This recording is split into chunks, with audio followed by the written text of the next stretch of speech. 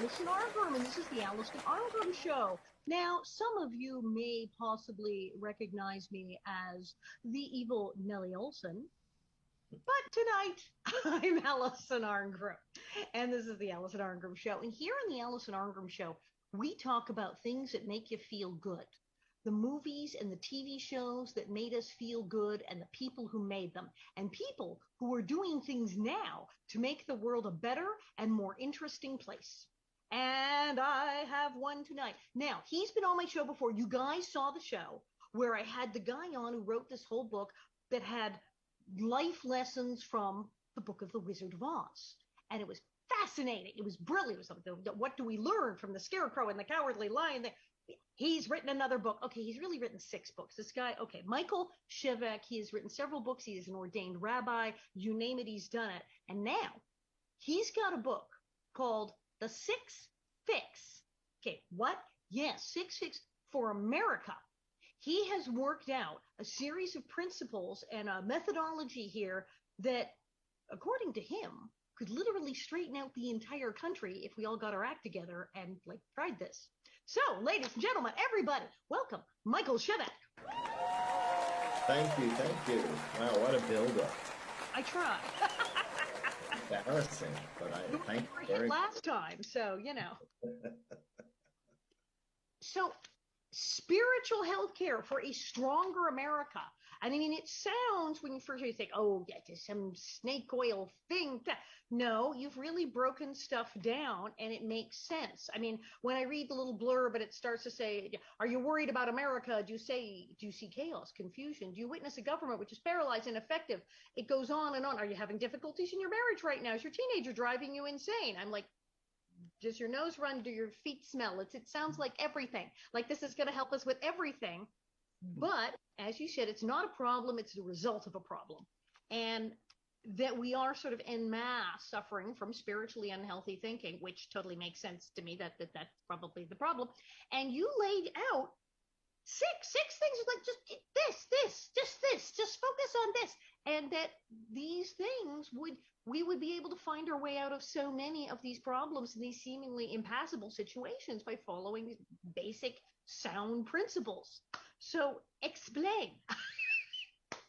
Look, we don't live in a vacuum. We don't. You know, if you jump up, you'll come down. If you put your hand in a fire, it gets hot and it can burn. There are laws to the universe. Ooh, sounds spooky.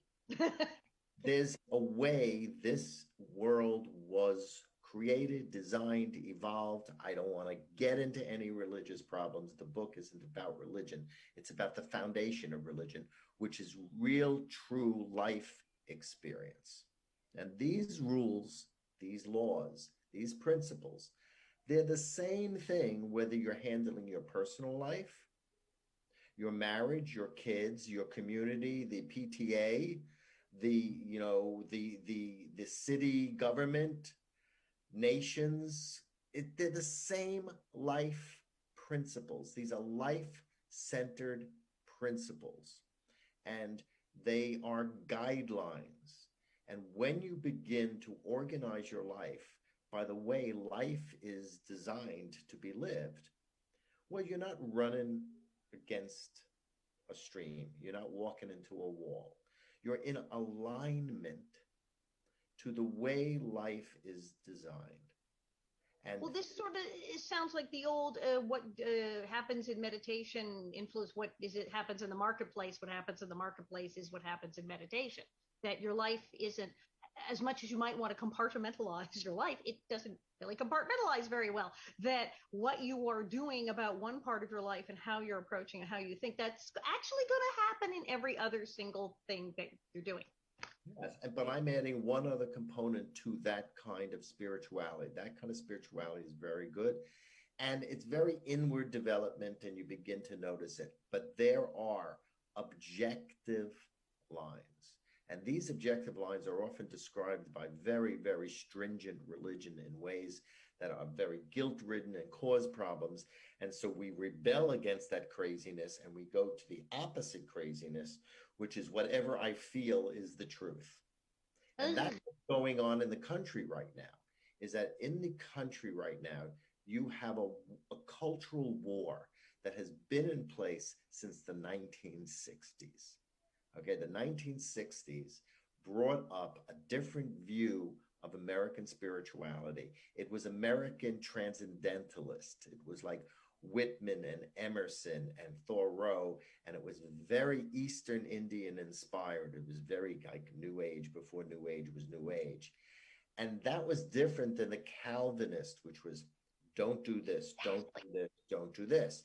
Now we're at that war again, Alison. It never has been healed since the 1960s.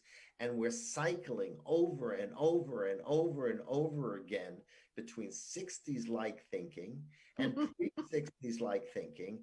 And if this cultural war does not end with correct natural law spirituality, which is the foundation of the Enlightenment that our Constitution was based on, we're not going to get out of this.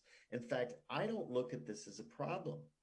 I look at this whole thing that we're going through as we are wrestling with these fundamental spiritual principles, which we've never had to deal with before, because let's face it, America, democracy, relatively new stuff on the horizon. We've only been around. We're only a little over 200 years old, and we've 200 years. So everyone out there, if you're feeling bad and depressed, would you remind yourself that you're a kid in knickers just learning how to make democracy function, and we're so young that we need a little learning? And that's all I'm trying to do is hold our hands and say, okay, guys, this is how you make a decision. You know, this is what happens when I go to France. People go, your country, we love your country. It's like 200, you are like baby. It's 200 years old. And in France, like, you know, we got countries here. We've been doing stuff for hundreds and hundreds and, well, technically thousands of years, some of us. And they said, you know, here in Europe, we seem all chummy. You know that every single country here in this continent is, we've all tried to kill each other several times over the last like 1,000 years. And they were relatives. Yeah, people were related to each other. They said we've been intermarrying and murdering each other for like a couple of thousand years. Yet we're still somehow making a go of this. You guys, you've been around for 200 years. You have like no idea how things work. No. But when you think about that, when you think about in our country, we have the largest population of African descendants. We have a huge Hispanic population. We have people from all over the world. Let's think about how amazing it is that we actually do it reasonably well. And it didn't take thousands of years. And that's because the natural law spirituality that our country is based on is very sacred and very good, but we don't know how to get back there. We're still in the war. Yeah. When we do it right, this is the thing I've said, when we do it right, we do it so right. And it's like, oh, look, we did that. And then we did that thing there. It's like, it's great. And we look at like how terrible things were. Actually, that got corrected in what historically is a rather short amount of time. And so now we're just sort of in this mired down bog of screaming hatred. And we can get out of it very, very quickly, but we have to learn how. We just have to learn how. It's like anything. We don't have problems in the US. We have the result of problems, okay? And the 6 fix is very simple. I'm going to lay them out. In everything you think, say, and do, seek good. In everything you think, say, and do, seek good for yourself, another, all others, future generations, all life and creation. And since we're not perfect, you just keep improving. Now, that's it. If I'm going to seek good for myself, great. You should put yourself first. It's the great American gift of individual freedom and taking care of yourself. Now we're But big on that. Lots of people can do the first one, but they can't quite get to two. but then you gotta try to make it a win-win for another and expand it to groups. Each group is entitled to have its identity. Each religion has to be respected. Okay. And then you have to make it good for future generations. Let's not be myopic. If we make a decision now, we have to make sure that decision lasts for a couple of generations. The Iroquois made a requirement that they try to foresee every decision for 7 generations. The Bible says in Exodus 34 verse 7, if you don't act correctly, the effect is going to last 3 to 4 generations before you get out of it. So we're very myopic. We just do what we want. This is what's great in the moment, and we don't think. And then we have to, post-COVID, can we please wake up? This is not tree huggers versus industrialists anymore. Okay? It's not. It's not the hippies versus the corporation heads or the military industrial establishment. After COVID, it is absolutely clear that we have to have a relationship with all life and creation. If you go and invade an animal niche like bats or birds or swines, and you get their diseases, the ecology and the violation of the animal niche to an extreme brings their diseases into us, and we suffer. And if you're biblically minded, for those people who are religious out there, another way to say that is God punished you. Well, and look at the simplest, even people out in California. I don't know why there are bears in my swimming pool, because you kind of built your house in their yard. Because they're practicing their backstroke. It's right. What's the bear doing in my yard? The backstroke. The backstroke. Interacting with nature. Yeah, you're interacting with the world. Everything has an effect. Everything has an effect. Everything is ripples in a pond. Every reaction has every reaction. And you start mess with it. You go, well, what's going to happen down the road if we do that? We tangle up with, as you said, say bats and everything else. Could something happen? Well, yes, something could happen. And this is going to happen. We've had for decades now, there are diseases that they will jump species, and it happens, but it's going to happen more and more and more and more the more we interact.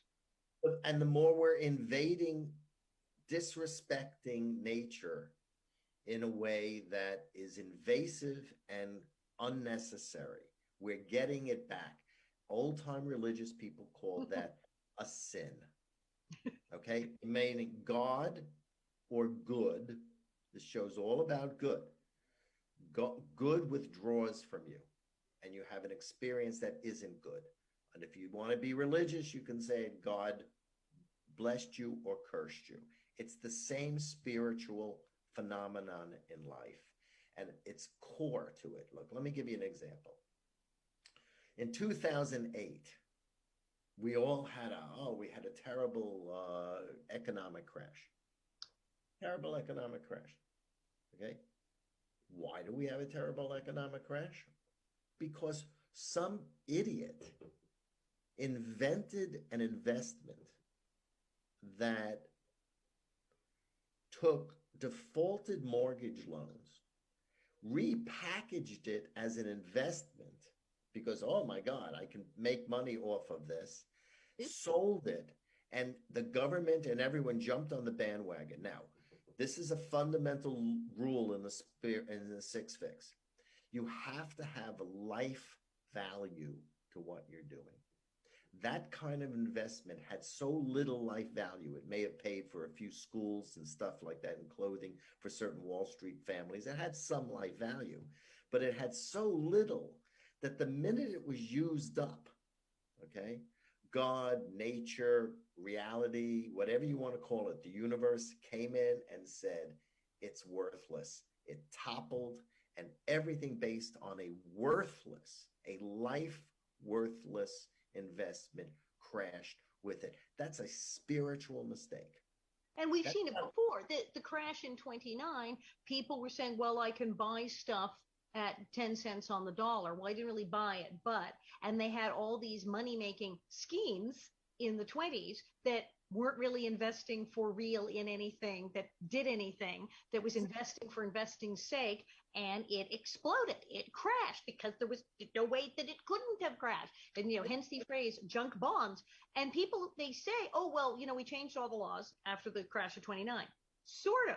You can still do all this puts and calls and Bitcoin and go around the corner and back up the way, and you can still create an entire stock portfolio that you can't actually pay for, that could fall down on your head. It's still possible to do it, and people are doing it. Right. And that's when they say Wall Street had a bubble. What they're talking about is a thought bubble. It's a dumb idea. It has to be life-based, life value, not coin value. Coins are an invention of human beings. What we really do is barter and exchange our services to each other and help each other. That's what the economy is based on. Alison, many people don't know that the word economy comes from the Greek, and it means a household. And when our economy is falling, it's because we have become spiritually sick, and we are not treating ourselves like a household where each person helps out the other person. And this is way beyond the crazy, insane battle between capitalism versus socialism. That's ridiculous battle. Okay. When the capitalists get extreme, the socialists become extreme. To correct the extreme of one, you get a crazy extreme of the other, and they're both mistaken. You can have capitalism with social awareness, and you can have social awareness that is entrepreneurial and exciting and generating capital and life force, so you don't have what they have in other countries, which is a high tax system, and everyone is divvied out, and it's all split out like that, and people don't have the dynamism that the United States has. I don't want to particularly lose that. Life-centered values, life-centered priorities, that's how we reconstruct everything, and that's the basis of the Six Fix. No, what do you do? Because, as I said, the first one, it says, okay, everything you think, say, and do, seek good for yourself. That's reasonable enough. And it's smart because, you put your oxygen mask on first before you put the oxygen mask on the person next to you. Exactly. Totally reasonable. But then in everything you think, say, and do, seek good for another. Well, yes, because otherwise it would all be about you, and who would want to do that? Now, as soon as I say that, I realize I am kind of a weird minority. I have my whole life, everything I do, I go, well, yes, but how does this help, like, humanity in general? How does this help the world? Is this a good thing? I don't wake up in the morning and go, well, if I do that, they'll pay me a lot of money. I go, and? And then the other point of doing it would be what? And if someone tells, I've had people offer me things, and I go, that doesn't sound very good at all. Yes, but you make a lot of money. And? So I've already at least had a few of these, and I've always sort of been baffled, and people think I'm nuts that I want to do more than just make large piles of money on paper, that I want to actually have a point to existence. Do good for another, in everything you do good for all others, which to me is like, why wouldn't I do that? But I know people who don't. Seeking good for future generations, all life and creation, improvement. Totally makes sense. And I think of that and I go, is this a good project? Is this going to help a lot of people? What are the good things about this? There are people out there, and I meet them every day, who say, why would I care about that? It was good for me. It made money. Well, did it hurt other people? Yes, but what do I care? My husband was joking about the other day. We called it the fuck them, they're not me attitude. And that there are people who do, there are people who will tell you you're out of your mind. There's no such thing as altruism. There's no such thing as wanting to benefit anyone other than yourself. And that if you want to, there's something wrong with you. They tend to be people who read a lot of the Fountainhead kind of stuff in college and went nuts at some point. The whole Ayn Rand thing of, well, it's all about me. And it's really weird. And there's a political movement if you can call it a movement, but people who are in politics and are in office and are working for people in office who go, absolutely, this is what I believe. I completely believe that it is simply the individual and everyone else should drop dead. And they will say so. What, how we, I don't know what to say to people do that. Look, first of all, they're entitled to believe that. Okay. So my answer to that is the problem is what I mean by the word good, because your good is not the same as my good. Well, I think you and I are probably similar, but you can't have lunch with a cannibal unless they bring their own food. Okay, hello, right? Right. Bye. And if you're a do-good guy like me, you're going to make sure it's been sourced correctly from someone who died of natural causes, and you know what I'm talking about. Good is the issue. So in the six fix, we have what I define as value priorities. Value priorities. These are the values that are most important in order. Which are first, which are second. So I'm going to hit you with a question. This is a question. Alison, what's the most important thing in life? Love. Exactly. Most people will say love. They'll say many, many things. They have no. Air. You can't last more than 4 minutes without air. It is the I love you dearly, but you can't even love without air. Right? Okay. Well, then the next one's water. Water. It's food. 3 minutes without air, 3 days without water, 3 weeks without food. That's what the people who are digging people out of rubble will tell you. Exactly. Our whole way of thinking as a primitive animal, where we were learning to control nature so we didn't have to go into a cave and lightning didn't hit us. We controlled nature. And then our mind was very important. So, I have to have this, we can have this and control this and control this. We're in a completely different era. We have controlled nature so much, nature is rebelling and killing us. Okay. We are back to a primitive state where we have to build America and the world and our lives on life-centered reality. Meaning, I'm not a bunny rabbit. I don't have the enzyme to digest cellulose. If I did, I could eat paper bills. Okay, I don't.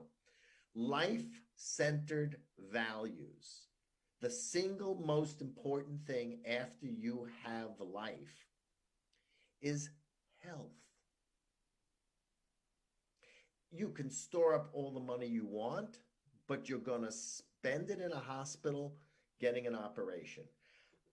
If you don't live in a way that is healthy, you are going to undermine life. If you don't take care of your health, you can't drive the Lamborghini anywhere if you can't even sit up and turn the wheel because you're too sick. Ruined your health. Where are you going to go? You're not going to go to Paris if you're ill. Exactly. What did COVID teach us? COVID taught us that the single most important thing in our economy is not Wall Street. It's not government regulation or not government regulation or bonds or prices or real estate or interest. It's healthy workers. Right. Did you see how quickly suddenly the people who worked at the grocery store and the people who delivered your pizza became the most essential people on the freaking planet? They were heroes. What were you going to eat? What were you going to eat? They were heroes. Yep. Every single person who braved that pandemic to bring us a pizza was a hero. The economy comes from the Greek word meaning household. We build a America that is spiritually healthy, will be stronger, and we build it first on health. And health does not mean health care. Meaning, oh my God, is it a single payer solution? Is it a free thing? Nonsense. Those are vehicles. And there's a good thing about having a certain amount of government control over certain things no differently than because we have an automobile and when it gets into an accident, we have to repair it because most of us can't do it. We need insurance and it's too costly for most people. So we need some kind of real supervision on pricing. But we also need to bring in the free enterprise and the creativity into healthcare, which a lot of countries don't do. They don't. And you have to have some control over healthcare. You don't want them to cut off the wrong leg at the hospital. You know, just like you want. Then you could. Then if they took off the other one, you wouldn't have a leg to stand on. You have a leg to stand on. Of course, you don't want. I mean, that's the thing. It's just like, you know, your house is. You say you want to do everything by yourself, be completely independent. I'm going to be totally libertarian. I don't need any. So when your house catches fire, you call in the fire department. Yeah, there are things that we need because you said we're not in a vacuum. We're not in a vacuum. It's a bunch of people living together. Right. It's the great myth of America is we take the idea of we're free and independent, and we don't see independence in the context of reality.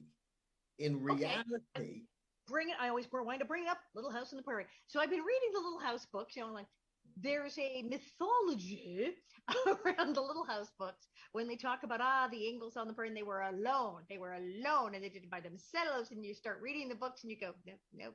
Oh, and then the neighbors came over and it's like, no, they weren't alone.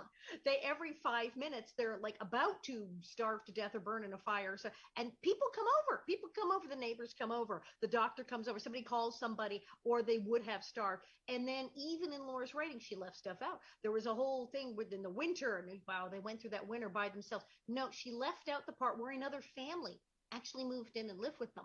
And yes, there were other people. And yes, they had to rely on the community, and they had to drive into town, and they had to rely on everyone from people who work for the government to neighbors to people who ran the store, and they all were terribly interdependent, and they helped the neighbors and the neighbors helped them. And the idea that these like 4 people were in a shack in the middle of the nowhere in the prairie and that they did it all by themselves, it's actually not true. It's not even in the books. The books make it plain it's not true. So there's this fantasy, but it's not. You read Laura's books and you go, well, that's completely not what happened. It's a spiritual lie. You can have independence, meaning you have individual freedom and free will, but any independence you have only takes place in dependency. All right. One of my great friends, may he rest in peace, was Monsignor Luigi Giussani. He was founder of Communion and Liberation in Italy. And he was very clear. The fundamental spiritual state of every person is dependency. From the moment we're born, and we are afraid of it. We're afraid of being dependent because we don't want people to control us. Control by another person is a completely different issue than the fact that we are mutually dependent on each other. And this great American myth, this Jacksonian individualism, that somehow you can be master of the universe in your own universe and not interact with everyone, is a myth. It's a lie. Now, we have to build spiritual health on the reality of the body first. Our health, our life, and then our health. That's value priority number 1 in the 6 fix. And by the way, Alison, your body is the planet. Ecology without taking care of health is a silly idea. But they interact. If you don't stop, there's already cities where people can't drink what comes out of the tap. There's towns where they turn on the tap and fire comes out. You can't even get water. If you drink the water, if you poison everything and then go, well, now you can't breathe the air, can't drink the water. Now what do? You made a ton of money, but you can't breathe the air, drink the water. And then you have to create a crazy healthcare system to figure out how you're going to insure people who are drinking the wrong stuff. You have to wake up. Health is not health care in this big debate. Health is health. If we start to think in terms of generating health, the cost of healthcare is going to go down because we're not going to get sick. We're not going to just put toxic wastes into our system. Okay. And this is as much of a red issue as a blue issue. No one out there stereotype me because I am not one or the other. I was invited onto Newsmax with this book. And Newsmax, you know, Exactly. I'll go, is extremely conservative. And they read this book and life-centered values, and they said, yes, we understand that. We agree.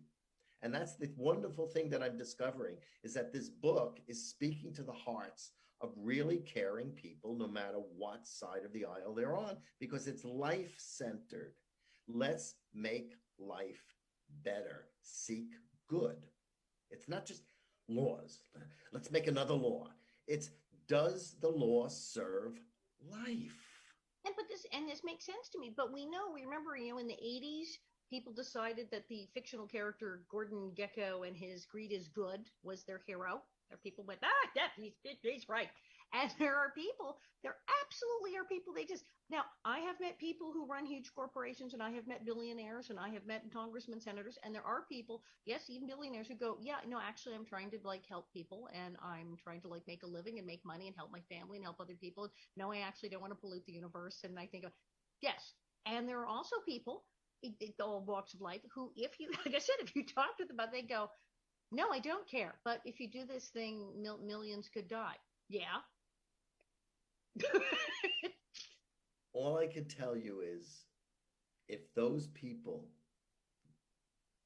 are aware of what happens in their lives and the destructions to their marriages and what takes place to their children and their grandchildren, and they see the bad stuff that happens, and they connect the dots to their actions, they're going to see they didn't get away with anything. Because you don't really get away, because they are behaving the exact same way, and often you start to read about this person, you go, oh, that sounds terrible. Why, they must have a nice family. Oh, okay, their wife left them and the family bailed on them years ago. Okay, there often is terrible interactions in their personal lives to go with their interactions in their business lives on a large scale, and I don't know what to do for those of us who are sort of terrified by these people. I think that at least if we all who haven't lost our minds completely, look at these 6 principles, we might make some headway, at least among our part of the planet, and help people,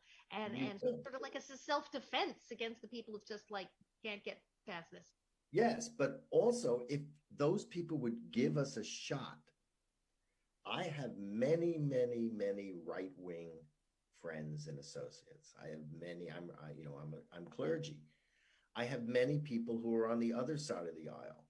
They're suffering from real human issues when I show them how to use these principles in the 6 Fix, and their lives improve.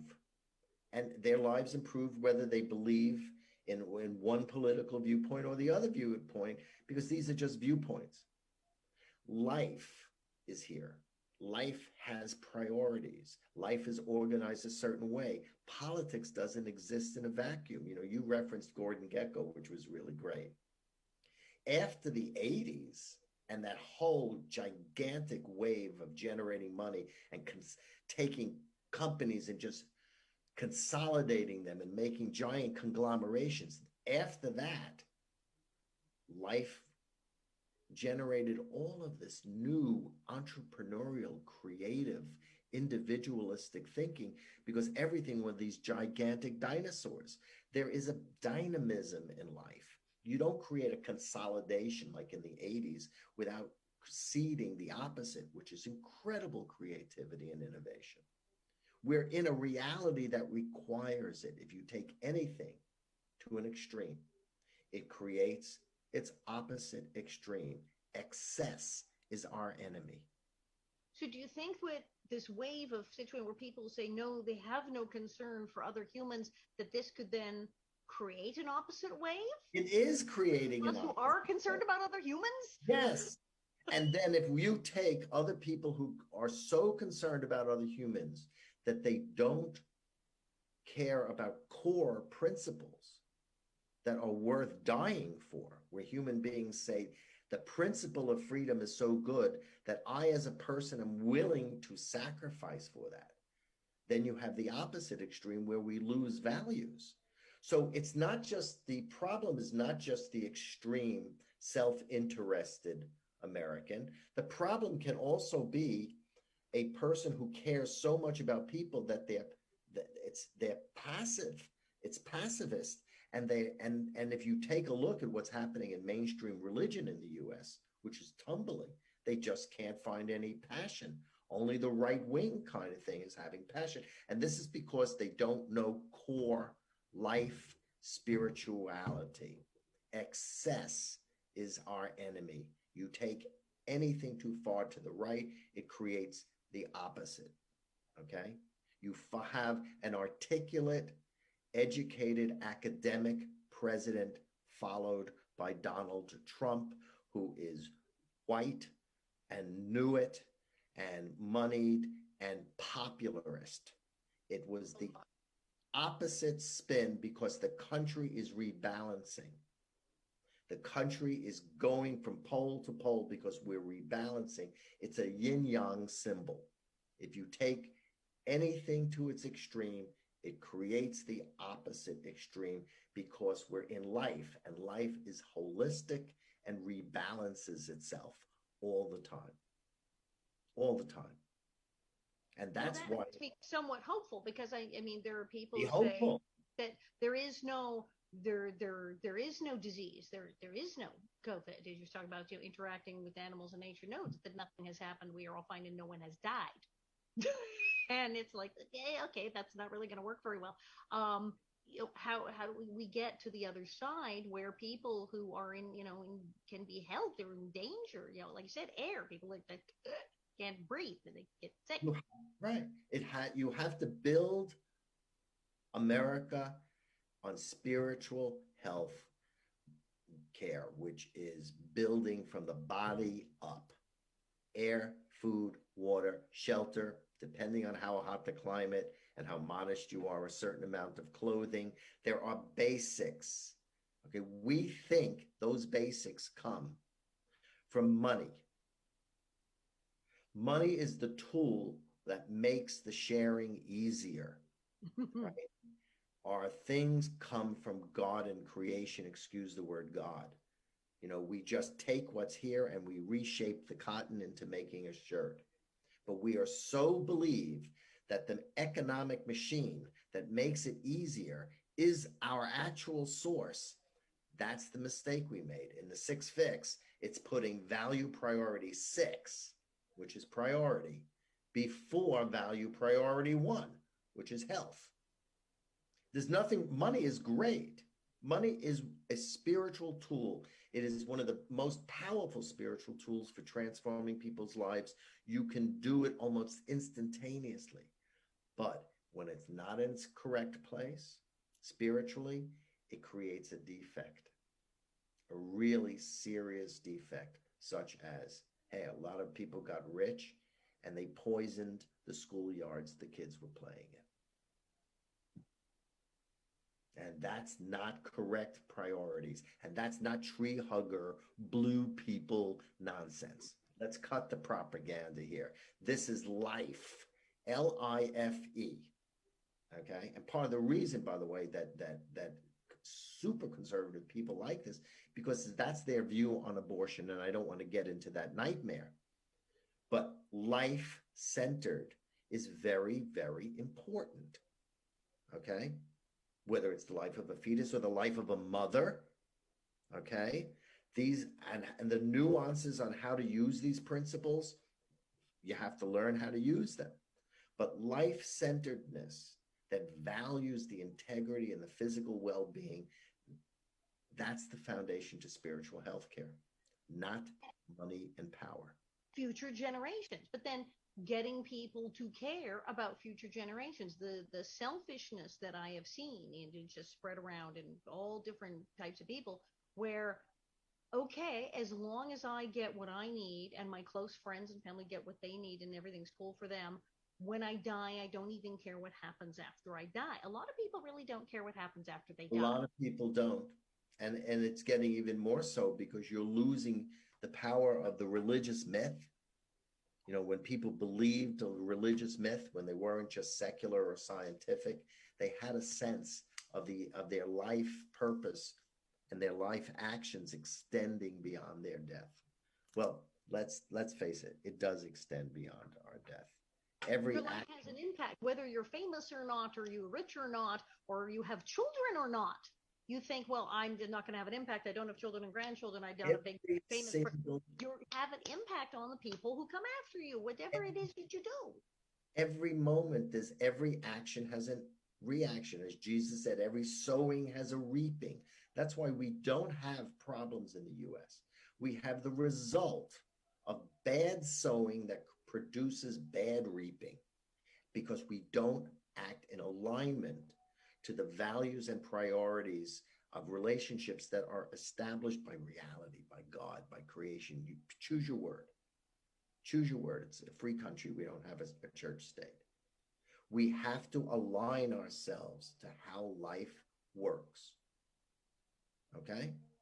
It's very simple. You know, you're going to burn your finger if you put your hand in a flame because your skin is designed not to go into fire. It's very, very simple. You don't build an economy on defaulted loans. Well, It I has saw no like there was value. a thing on Facebook. Literally, it was a cartoon. Somebody putting a fork in a light socket and saying, "Don't interfere with my God-given right to put my fork in my light socket." And and that because there are people whose mentality is practically at that point. How dare you tell me not to put a fork in a light socket? Exactly. And You're, what do I do you're with free to do that and suffer and learn that you shouldn't. But you can also listen to an adult who has done that and say, you know, if you put the fork in the light socket, you're going to hurt yourself. So you can relearn these spiritual lessons that I'm giving in the book. They're thousands of years old. So, but for those of us who are concerned, for those of us who aren't putting our fork in the light socket, who are trying really hard to get everybody to get their fork in the light socket and take care of each other and do all these and follow these things for others, for all others, etc. So, if we're starting to lack hope. We're seeing too many people who are so far away from these six principles, have lost their way so hard, and are just it's a train wreck. It's a disaster.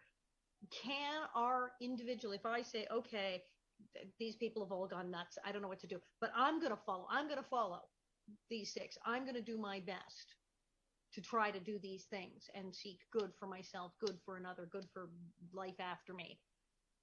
Will that help? Will that help even if I If have 1,000 people over I'm going there to who are tell nuts? you, I'm going to tell you a mystery, and people are either going to think I'm crazy or they're going to try it and see it for themselves.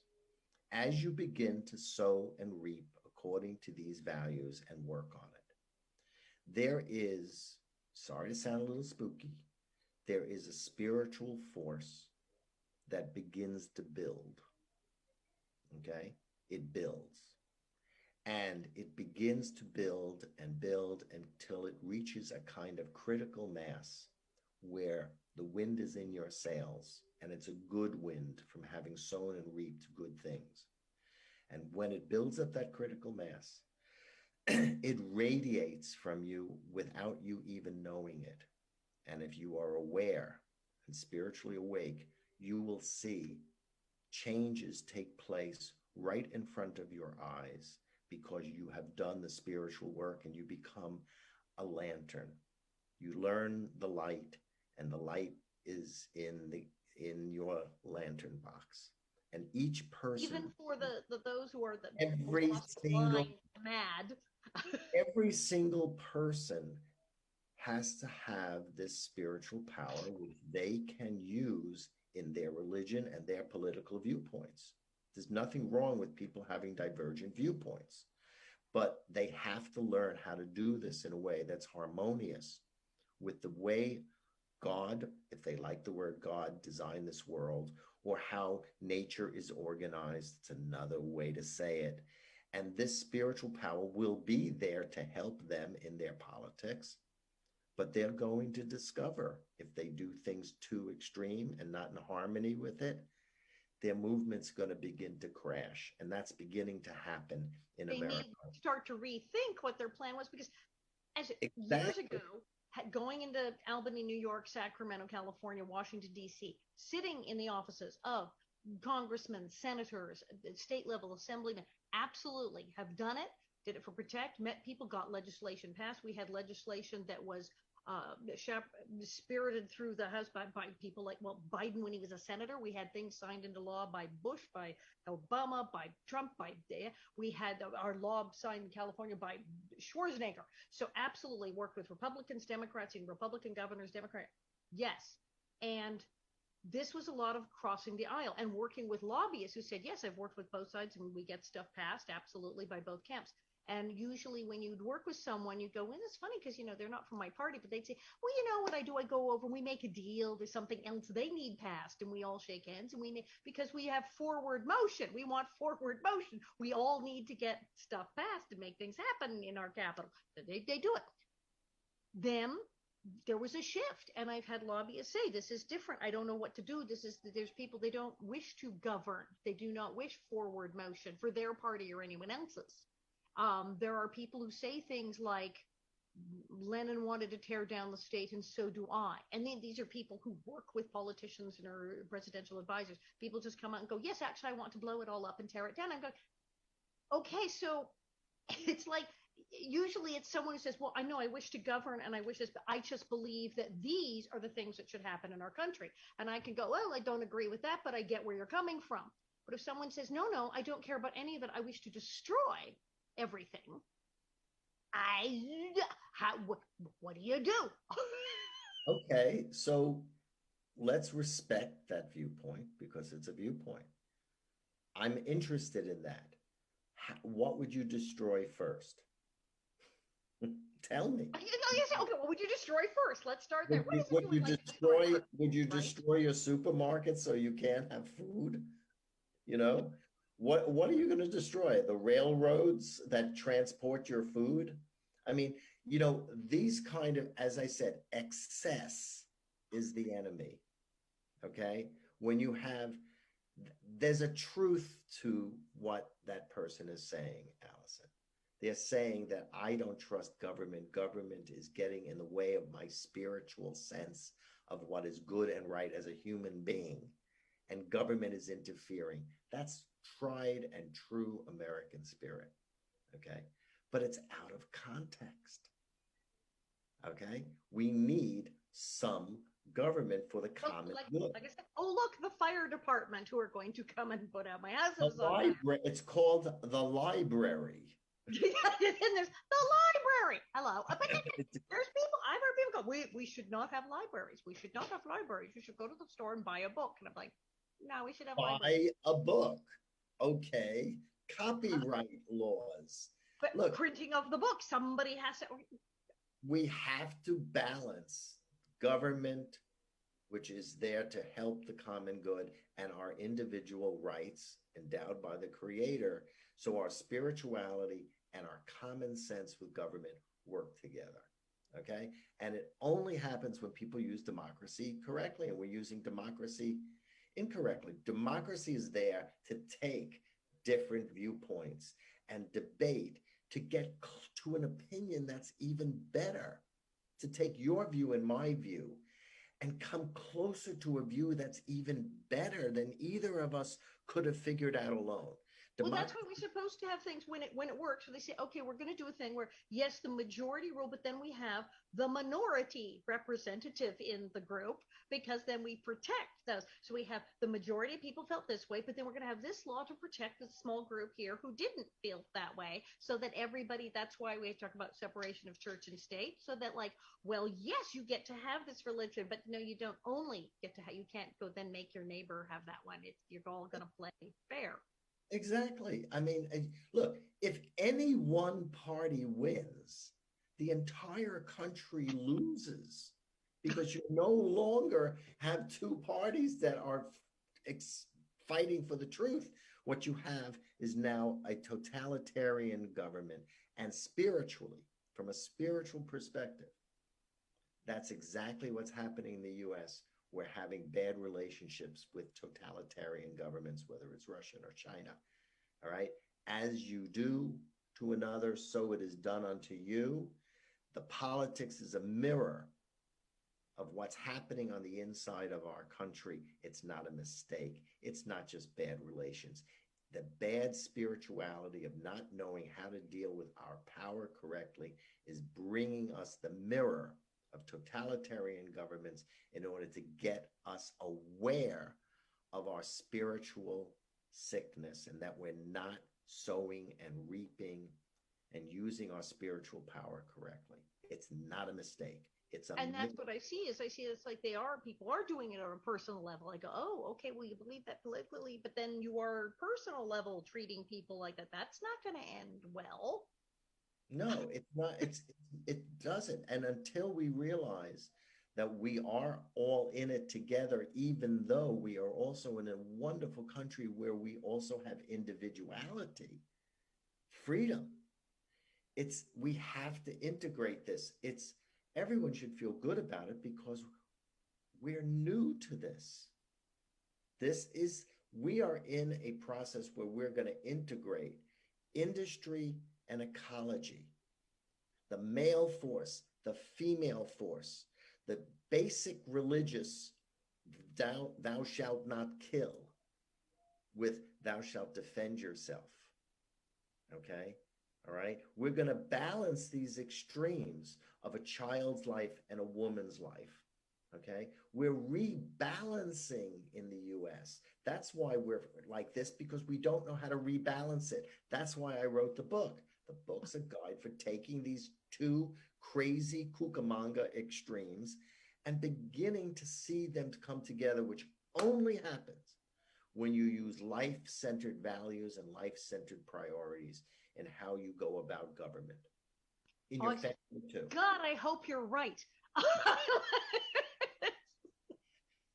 Look, I've tested this. I've used it with clients and patients, because I have my fair share of counseling. I'm a corporate executive counselor for years. I taught business spirituality at the Iacocca Institute for Global Entrepreneurship at Lehigh. I taught them these spiritual principles because they work. Because all right, tell us where to find you. Tell us where to get the book and rattle off the six. Okay, so I'm going to do it real fast. I'll tell you where to get the book after. Okay, so I'm going to do it real fast. In everything you think, say, and do, seek good for yourself, another, all others, future generations, all life and creations, and have continual improvement. And your values for good, in order of priority, is health comes first. Peace comes second. Freedom comes third. And with health, peace, and freedom, you can test reality and you can get wisdom. Wisdom includes care, balance, and truth. Then you have to express your full potential. Every single human being has to express their full potential and bring that to this great country. And last on the list, but important, is prosperity. Make money, have fun, do good, and share. That's the 6 fix. But you included sharing, and the money was last in line. Sharing was covered by the relationship priorities. Go to sixfixamerica.com. Sixfixamerica.com is the website of the book. You can go to Amazon. You can go to your local bookstore. You can look me up. All right. Send me an email. I'd love to hear from you. And thank you, Alison. You are always wonderful to be with. You are a fabulous person to have on the show, and we'll probably wind up doing this again because the Wizard of Oz one was great, and this was great, and you are fascinating. Well, pick a subject, and I'm there, and thank you. And that is the color that you should wear all the time. It is so beautiful. Gonna go get like 20 more of these. I think. Absolutely, it's your color. I mean, thank you. Bless you. Everyone out there, be positive. Life is good. Just learn how it works. All right. There you go. You heard it. Thank you all very much. And this is the Alison Arngrim Show, and I'm Alison Arngrim.